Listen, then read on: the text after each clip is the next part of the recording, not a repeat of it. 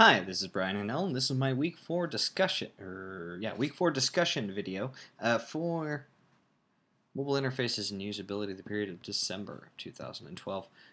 For this assignment, we were supposed to do some research on the, what is it called? The Full Sail Media Center Online Research Database, which I later figured out to be just links to other databases of completely random information.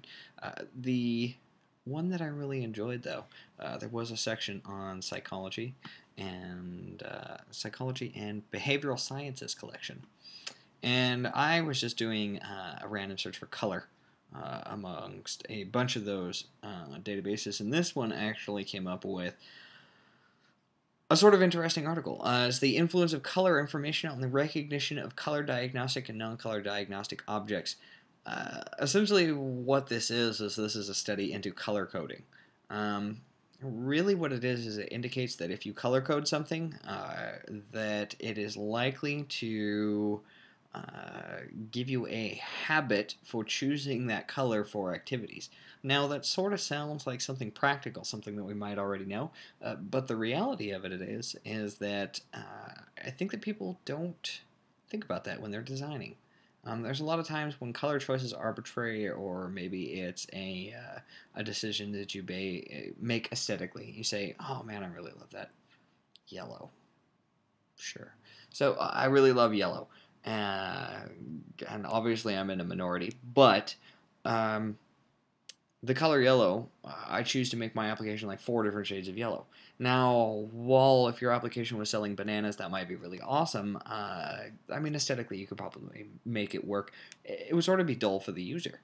I sort of jokingly abuse Target for their choice to make a majority of their app red, like the super Target red, and I don't like it very much. But you know what? I'm getting pretty distracted from my point. The point is that if you choose to use color in your application, you should try and use color in a way that can help to familiarize tasks that the user might perform. In this case, knowing that say like an OK, a submit, or other things, a button is all the color green. It makes it easier for the person to look for their next point of access to proceed with, say, like a form. I can actually make an example of this, a really common example. I'm looking at my screen right now, and I see the example all over. Links are blue, and when you click on them and later come back to them and see what you've done, they're purple. Now, this is pretty common around a lot of things, and it's just an example of how the choice of color, despite being people may be unfamiliar with things, will look for training colors, essentially. I mean, they're going to be looking for that blue link to know that it is a link. Now, if you change the color of your links, it's not an issue, but it doesn't make it immediately identifiable as a link, even underline things. In fact, I can think of several times in documents and pages when I've been looking for something that said click here, and there was no underlined blue link, so I didn't know that you could actually just click on the word until I moused over it and it did stuff. But visually, without any prompting or investigation, it says that users actually, well, I mean, it's not speaking specifically about users, it's just covering color in general. I think they used a pine cone in one of their examples, but the theory is sound for design. If you want people to be able to go through your application a lot easier, then be conscious of your color choices. Try and make buttons that access maybe like a list, all of the same color. And this is not necessarily like a shade. It also indicates that people tend to base their color. If you have 3 different shades of blue, then they're going to base that down. They're going to chunk it up to blue. You know, if you have sky blue, you have periwinkle, and you have royal blue, the person will likely just describe it as blue.